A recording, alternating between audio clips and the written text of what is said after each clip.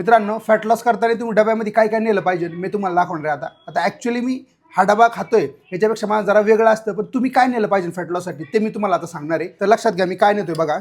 प्रोटीनच्या सोर्ससाठी मी अंडे घेतलेले आहेत. 3-4 अंडे आहेत, 3-4 एग व्हाईट तुम्ही घेऊ शकता. नंतर ही मटकीची भाजी आहे. मला सलाड आवडत नाही, त्याच्यामुळे मी काय करतो, सुकी भाजी जास्त क्वांटिटीमध्ये घेत असतो. त्याच्यानंतर ही 2 चपात्या आहेत, तर 2 चपात्या तुम्ही घेऊ शकता. तुम्ही भाकरी पण नेऊ शकता, पण भाकरी मी का नेत नाही डब्यामध्ये, कारण भाकरी डब्यामध्ये नेल्यावर ती कडक होते, ती खाऊशी वाटत नाही. त्यामुळे मी चपाती नेत असतो. आता भरपूर लोक व्हेज आहेत, तर ते काय नेऊ शकतात. तर व्हेज लोकांनी मी अंडी नेतो, त्याच्याऐवजी त्यांनी दही न्यायचं, चांगला डब्बा भरून दही न्यायचे. आणि दही शक्यतो गाईचं घ्या, कारण त्याच्यामध्ये फॅट कमी असतं आणि प्रोटीन जरा चांगल्या क्वांटिटीमध्ये असतं.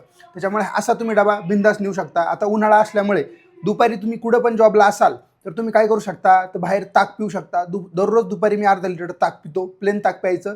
आणि जे मार्केटमध्ये भेटतात म्हणजे गाड्यावरती विकतात त्यांचं भरपूर घट्ट ताक असतं, त्यामध्ये भरपूर मिक्स करत असतात. शक्यतो पॅकेट आणि एकदम पातळ असलेलं ताक घ्या, थोडंसं आंबट लागतं. तुम्हाला ओरिजिनल ताक ओळखत असेल तर तुम्ही तेच घ्या, असं मी तुम्हाला सांगतोय. असं जर तुम्ही डब्यामध्ये नेलं तुमचा फॅट लॉस एकदम चांगला होणार आहे. दुपारच्या जेवणामध्ये मी सांगतो एवढं तुम्हाला ॲड करायचं आहे, एकदम भारी फॅट लॉस होईल.